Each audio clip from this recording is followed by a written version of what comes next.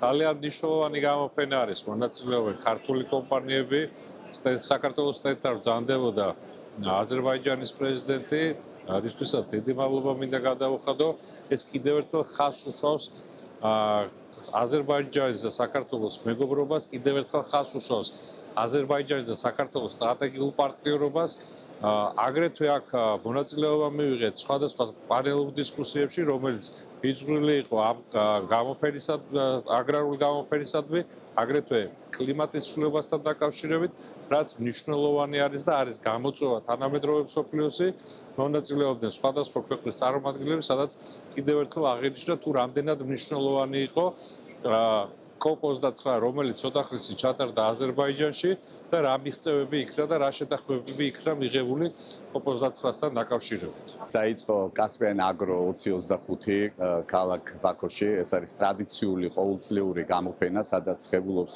სხვადასხვა ქვეყნის კომპანიები. მოხარულები ვართ, რომ დღეს მასპინძლობთ აზერბაიჯანში საქართველოს სოფლის მეურნეობის მინისტრს ბატონ დავით სონგულაშვილს. მისი ვიზიტის ფარგლებში გაიმართა ორმხრივი შეხვედრები კოლეგებთან.